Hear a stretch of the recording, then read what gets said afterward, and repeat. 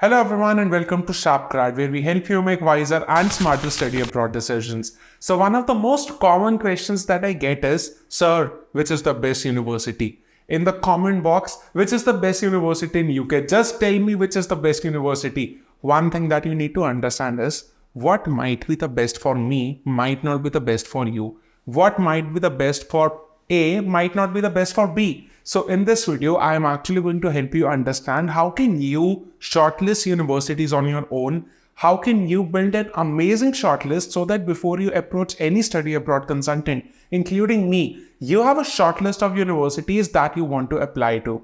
So let's dive into a 5-step framework with the help of which you can shortlist and finalize the university that you should attend in the UK. So let's dive into the video.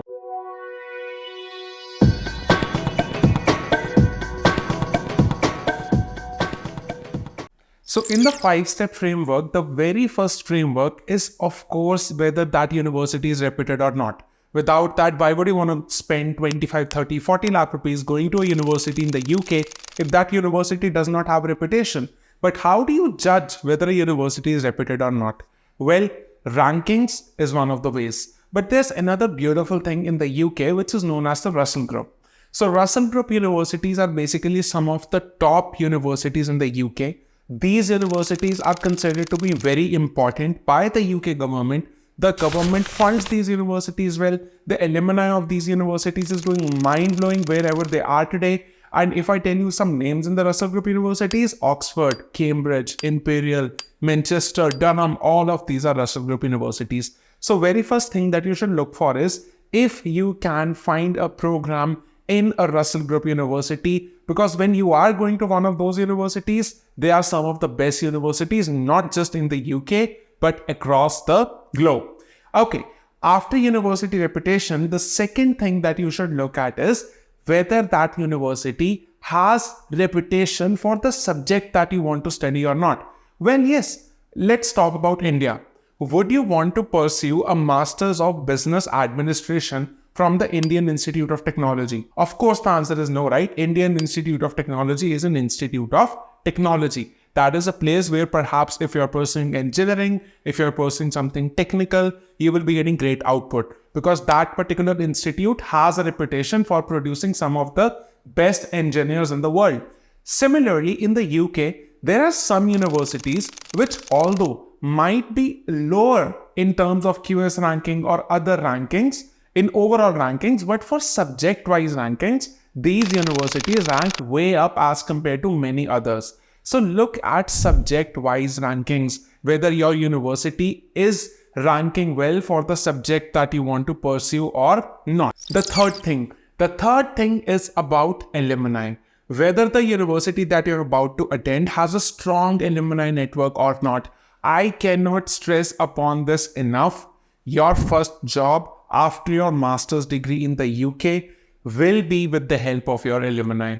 It's gonna be the people who have pursued the same program that you're about to pursue, who are doing well in their career right now, who already have jobs, who might refer you in their company, who might introduce you to someone, who might refer you into their company, and this is how you will be breaking your first job. In more than 80% of the cases, this is how students end up finding jobs in a brutally competitive job market like the one that we see in UK. So look at the LinkedIn profiles of the alumni of that university. Let's take an example. If you're someone who is going for the MSc Management program at Base Business School, go on LinkedIn, search MSc Management, Base Business School. You will be able to find out people who have graduated from that school.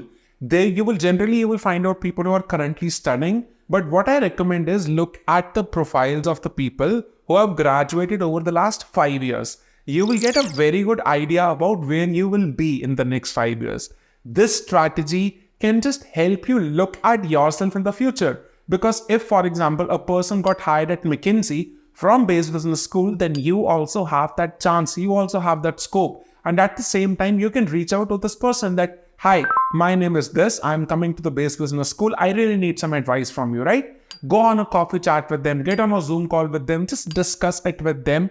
And this point, which is the alumni, how strong is the alumni of the university, matters way more than what you're thinking about it right now. The fourth aspect is actually going to be about networking opportunities, whether the university that you're attending will be providing you global networking opportunities or not. I know that when you pitched your idea of studying abroad to your parents, you mentioned one thing that mom, dad, I will be making global friends. I want global exposure. I want global perspective, right? And that is when your mom said, Ja Simran, ja ji le apni zindagi. Then what happens? You go to a university in the UK. Out of the 100 people in the class, 80 are Indians, 10 are Pakistanis, 10 are Bangladeshis. Where's your global exposure? You're living with your roommates, with your flatmates who are all Indians.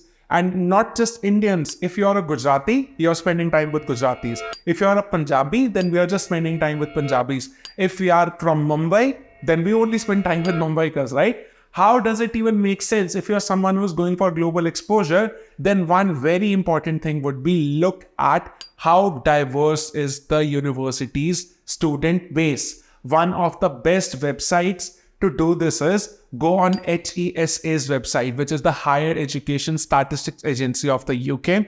On this website, you can actually find out how many students from which country are studying at which particular university.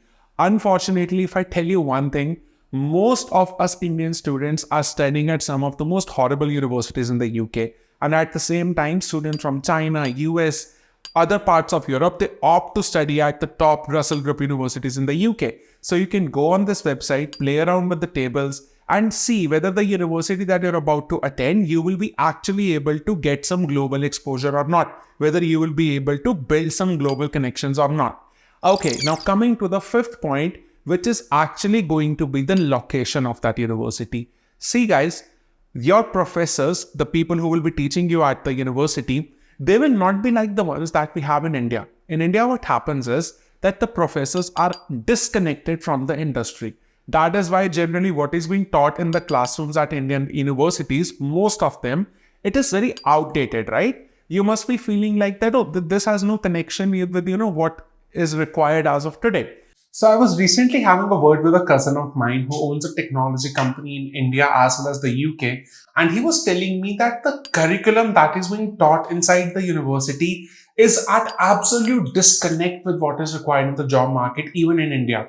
So why the location of the university matters is because the professors in the universities are also consultants and advisors outside in the industry. So if you will be studying at a university which is in a big city or which is in a city which has a good tech scene or which has a good industrial scene, whatever industry you're about to launch your job into, if you will be studying at a university which has that good scene, then the chances are that yes, your professors will also be able to help you in finding opportunities that you cannot see right now. Okay, so let's revise what are the 5 steps. The step number 1 is opt for a Russell Group university if possible. There are some great universities outside of the Russell Group as well, but preferably if you're at a starting position right now, start with the Russell Group. Number 2, check the subject-wise rankings. QS has a good subject-wise ranking dashboard, whether your university has good subject-wise ranking or not. 3, check how the alumni of that university is doing today. Go on LinkedIn, look for people, look at the profiles. It will give you a good idea. 4, check for networking opportunities, whether the classroom is going to be diverse or not, whether you will get to meet people from different places in the world or not, whether you will be able to develop those different perspectives or not. And last but not the least would be check for the location of that university. Whatever program you're about to pursue, whether the location of the university is aligned with that industry or not. So thank you very much. Subscribe to the YouTube channel. And if you want to follow us on Instagram as well, then the link is in the description. Follow us now for a shorter version of this video. Thank you so much.